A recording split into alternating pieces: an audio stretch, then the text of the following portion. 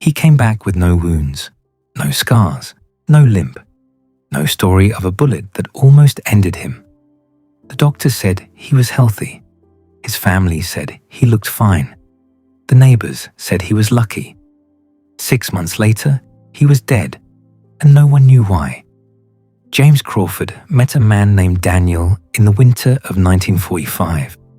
Not in combat, not in a hospital, in a veterans housing unit outside Cleveland. Daniel was 24 years old. He had been a machine gunner in the Pacific. He had survived Iwo Jima. He had survived Okinawa. He had survived 2 years of island warfare that killed most of the men he trained with. He came home in one piece. No missing limbs, no visible scars, no Purple Heart. He smiled at the right times.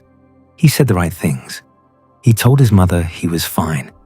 He was not fine. James and Daniel shared a wall in that housing unit. Thin walls. You could hear everything. A chair scraping, a radio playing, a man crying. James heard Daniel crying most nights, not loud, just a steady, quiet sound, like water dripping from a faucet that wouldn't close all the way. He thought about knocking. He never did. What would he say? "I heard you crying?" That felt like an invasion. So he listened, and he said nothing. And Daniel kept crying, night after night, until the night he didn't. Here is what James learned later. Daniel had stopped eating, not dramatically. He just lost interest. Food became something he pushed around his plate. His mother noticed. She asked him if he was sick. He said he was fine. He stopped leaving the apartment. Then he stopped leaving his bedroom. Then he stopped leaving his bed. His mother called a doctor. The doctor said there was nothing physically wrong. He recommended a psychiatrist. Daniel refused to go. "He's just tired," his mother told herself. "He needs rest." Daniel rested and rested. And one morning, his mother brought him breakfast and found him still in bed. His eyes were open. He was not asleep. He had simply stopped. James went to the funeral. He stood in the back. He didn't know what to say to Daniel's mother. What do you say to a woman whose son survived a war and then died on her sofa? He said nothing. He shook her hand. He left. That night, he lay in his own bed and stared at the ceiling. He thought about Daniel, about the crying, about the silence that followed, and he wondered, for the first time, if that was waiting for him too. Here is what the doctors would later call it: failure to thrive. It is a term usually used for infants, babies who stop growing, babies who stop eating, babies who seem to have lost the will to live, even though nothing is physically wrong. Doctors didn't use it for veterans in 1945. They didn't have a name for what happened to Daniel. They called it depression, exhaustion, shell shock. But James knew it wasn't just depression. It was something deeper, something that looked like giving up but wasn't. It was a man whose brain had been running on emergency power for so long that when the emergency ended, the power didn't come back. Daniel didn't kill himself. He didn't take pills. He didn't jump.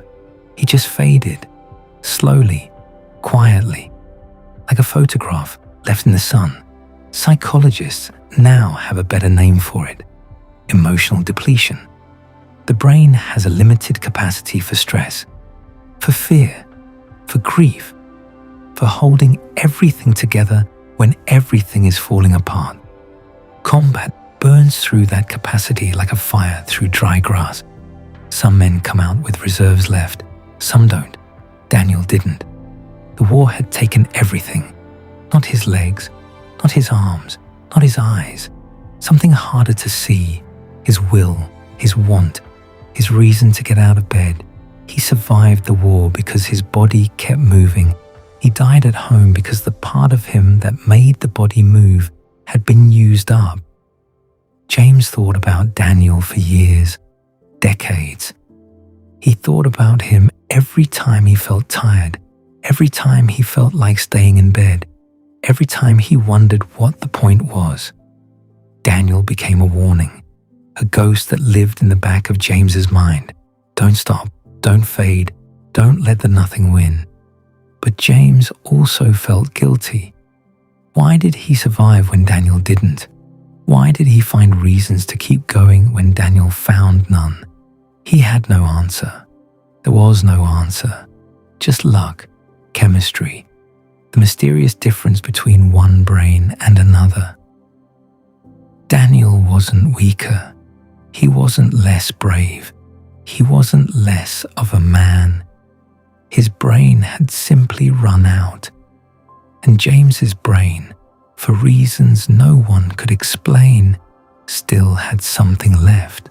The VA hospital in Cleveland had a ward for men like Daniel.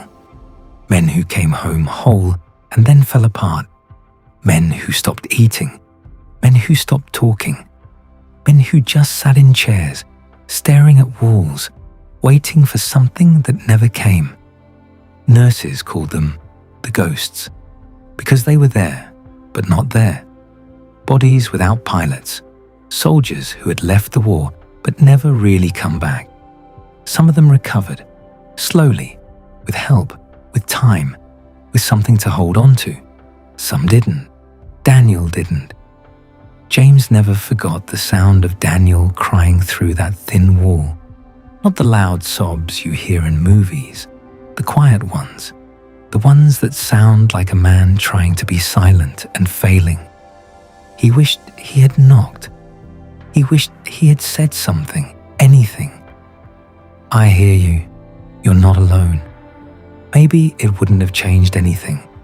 Maybe Daniel was too far gone by then.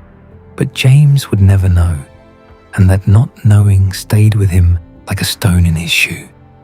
Small, always there. Here is what James learned from Daniel.